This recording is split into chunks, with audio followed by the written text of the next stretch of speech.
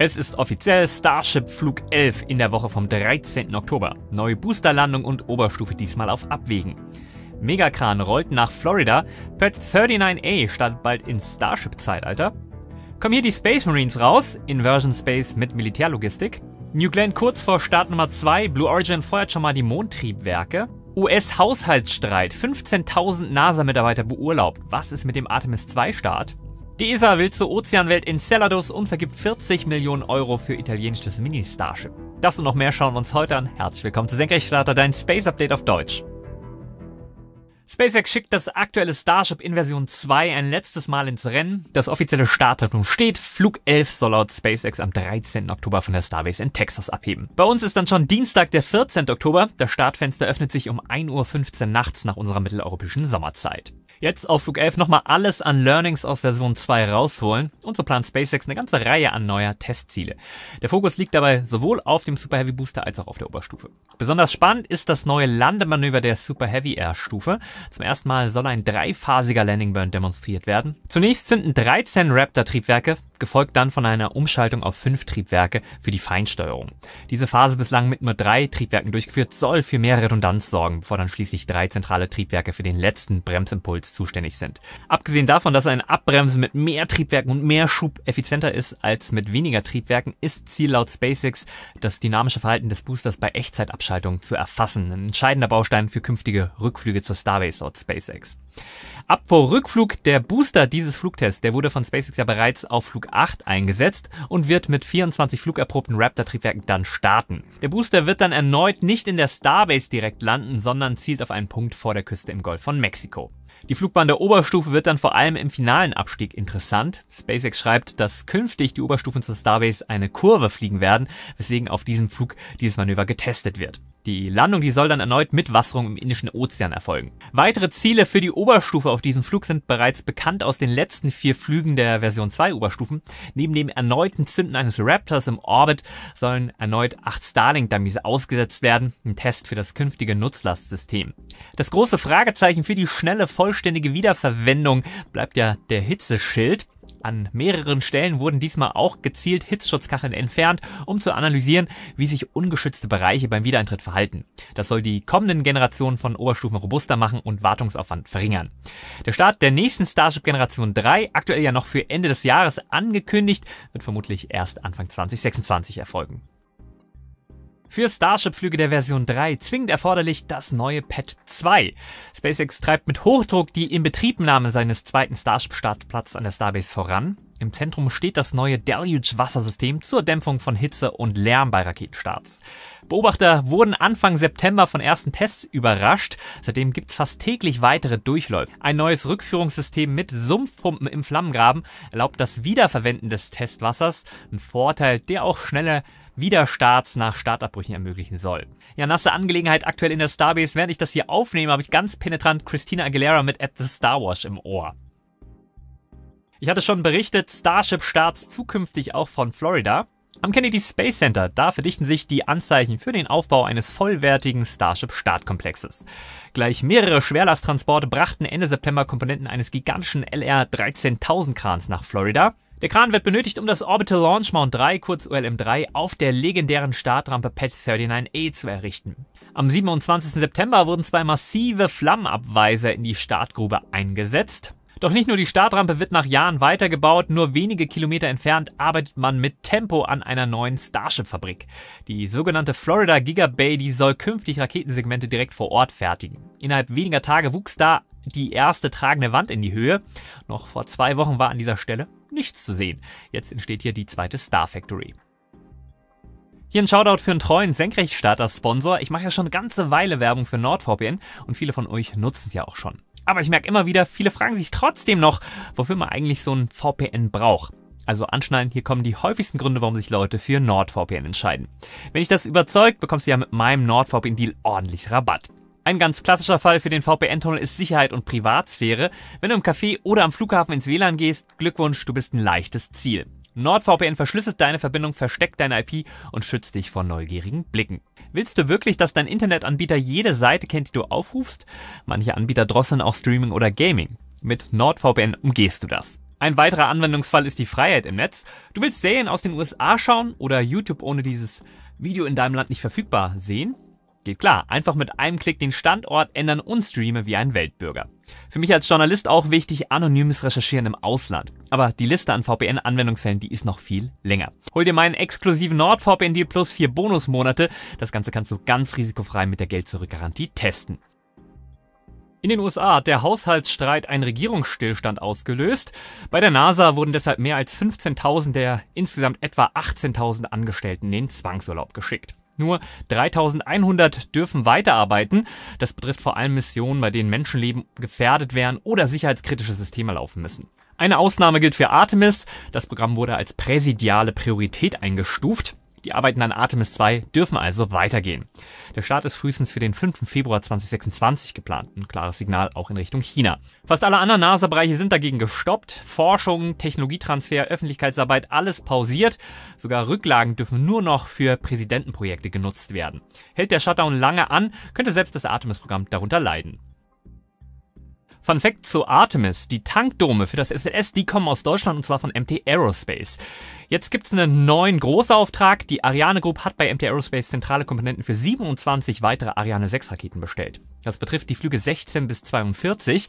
Damit startet die industrielle Hochlaufphase. MT Aerospace liefert rund 10% der Ariane-Rakete. Dazu gehören Teile für Ober- und Zentralstufe des Vulcan-Triebwerksbereichs und der Feststoffbooster. Parallel läuft ein Upgrade-Projekt Phobos. Das ist eine Oberstufe mit Kohlefasertanks. Die soll die Ariane 6 leichter und günstiger machen. Ab 2026 soll die Block 2-Variante der Ariane 6 dann mit dieser Stufe fliegen. Die ESA hat den Vega-Hersteller Avio mit einer spannenden Aufgabe betraut. Für 40 Millionen Euro soll Avio eine wiederverwendbare Oberstufe entwickeln. Ein Mini-Starship, das in den Orbit fliegt, zurückkehrt und wieder starten kann. Die aktuelle Phase des Projekts umfasst die Definition der Systemanforderungen, Bodensysteme und ein erstes Design. Erste Bilder erinnern doch stark an SpaceX Starship mit Flaps und Methodox-Antrieb. Avio bringt dabei Erfahrung aus Vega E und Space Rider mit. In 2 Jahren soll ein Demonstrator fertig sein. Die ESA sieht das Projekt als Meilenstein und Antwort auf China, das mit der Langen Marsch 9 ja ebenfalls in Richtung Starship Design geht. Das US-Startup Inversion Space hat ARC vorgestellt, ein Lieferfahrzeug aus dem Orbit. ARC soll Fracht in weniger als einer Stunde an jeden Ort der Welt bringen.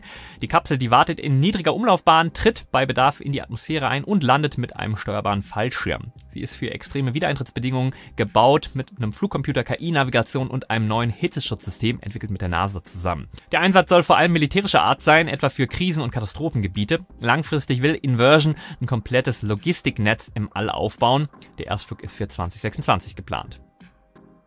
Wenn ich mir einen Ort im Sonnensystem aussuchen dürfte, an dem ich nach Leben suchen darf, dann wäre es im Ozean des Saturnmonds Enceladus. Genau dahin möchte auch die ESA. Grund sind neue Analysen alter Cassini-Daten. Cassini, das war eine NASA-Raumsonde zur Erforschung des Planeten Saturns und seiner Monde. Mit dabei auch Huygens, eine Landekapsel der ESA. 2008 hatte Cassini Eispartikel eingesammelt, die aus den Fontänen von Enceladus geschleudert wurden. Jetzt haben Forscher darin bislang unbekannte organische Moleküle entdeckt, darunter Ester, Alkane, Ether sowie Stickstoff- und Sauerstoffverbindungen. Alles Bausteine für das Leben, so wie wir es kennen. Der Nachweis zeigt, die Stoffe entstehen direkt im Ozean unter der Eiskruste, nicht erst im Weltraum. Wie abgefahren wäre es, wenn wir dort Leben finden? Ob Enceladus eine Oase für Leben ist, das bleibt offen. Blue Origin will auf jeden Fall an einer Oase am Mond arbeiten. Projekt Oasis 1 zielt die Erkundung und Nutzung von Mondressourcen. Im Mittelpunkt stehen hochauflösende Karten von Wassereis, Helium-3, seltenen Erden und weiteren Rohstoffen. Diese könnten in Zukunft direkt vor Ort zur Treibstoff-, Energie- oder Baumaterial verarbeitet werden. Ich hatte schon darüber berichtet, mit Blue Alchemist will Blue Origin mondreguliert in Sauerstoff- und Solarpaneele und Stromleitungen verwandeln. Das soll nicht nur die Kosten für Tiefraummissionen senken, sondern auch den Weg zur dauerhaften Mondbasis ebnen, inklusive strategischer Rohstoffsicherung. Passend dazu hat NASA-Interimschef Sean Duffy auf dem Internationalen Astronautical Congress in Sydney eine kühne Vision vorgestellt. In nur 10 Jahren soll eine dauerhaft bewohnte Siedlung auf dem Mond entstehen. Herzstück ein neu entwickelter Nuklearreaktor als Energiequelle. Die NASA hat dafür bereits eine Ausschreibung gestartet und sucht Partner aus der Industrie. Duffy sieht die Mondkolonie als logischen nächsten Schritt. Gleichzeitig bekräftigt er die Marspläne. In 10 Jahren wolle man am Rand der ersten Marslandung stehen. Bei der Verwirklichung der Mondpläne helfen möchte Blue Origin. Es läuft die heiße Testphase des BE-7-Triebwerks für die Mondlandung im Artemis-Programm. Das mit Wasserstoff befeuerte BE-7, das wird derzeit im Flugkonfigurationszustand getestet. Laut CEO Dave Limp zündet Blue das Triebwerk derzeit 5-mal täglich. Diese Tests, die markieren einen wichtigen Abschnitt auf dem Weg zur Mondlandung mit Crew. Mit einem Post präsentierte Blue Origin CEO Dave Limp auch den aktuellen Stand des zweiten New Glenn Boosters. Er denkt, die Wahrscheinlichkeit, dass der Booster diesmal landen wird, wäre deutlich besser als 3720:1. Schreibt mir gerne in die Kommentare, wo die Zahl 3720:1 herkommt. Der New Glenn Booster, der sei nun komplett montiert, inklusive beider aerodynamischer Strakes, und die Installation der 7 BE-4-Triebwerke sei im vollen Gange. Der zweite Start der New Glenn ist ja mit Nutzlast für den Mars aktuell noch für November geplant. New Glenn Raketenstart dann hoffentlich im November, aber wir hatten natürlich diese Woche schon Raketenstarts. Am Montag, 29. September, da startete SpaceX von der Vandenberg Space Force Base in Kalifornien mit einer Falcon 9 weitere Starlink-Satelliten. Ebenfalls am Montag brachte eine chinesische Langermarsch 2D vom Startzentrum in Xicheng 2 Erdbeobachtungssatelliten in den Orbit. Am Mittwoch, 1. Oktober, da startete Rocket Lab von der Willops Flight Facility in Virginia aus eine suborbitale Elektron für einen Hyperschalltest, und zwar mit einer geheimen Nutzlast namens Just In.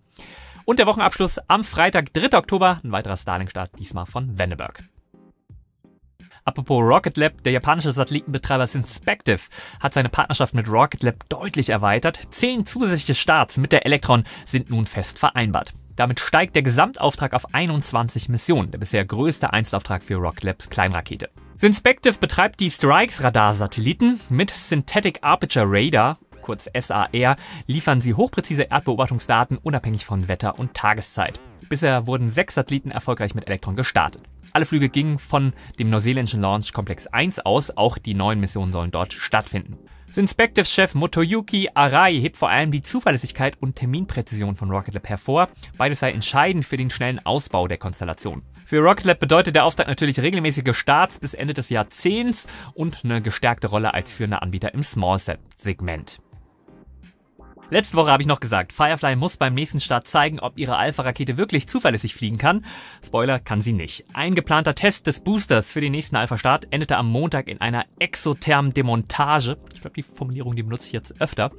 Glück im Unglück, niemand wurde verletzt. Die Sicherheitssysteme, die haben funktioniert. Für das Alpha-Programm ist es natürlich ein herber Rückschlag. Schon im April war ja eine Mission gescheitert, damals die Oberstufe nicht richtig performt.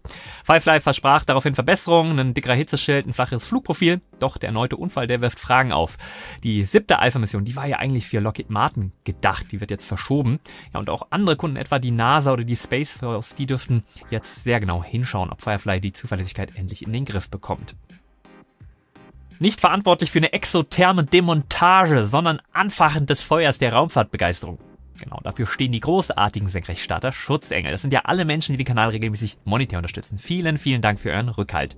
Wenn auch du aktiv mithelfen möchtest, die Raumfahrtbegeisterung im deutschsprachigen Raum weiterzutragen, und zwar nicht mit Fackeln und Mistgabeln, sondern mit Begeisterung und Freude, dann findest du unter dem Video den Link zur YouTube-Kanalmitgliedschaft. Als kleines Extra bekommst du ja alle Videos vorab und komplett werbefrei.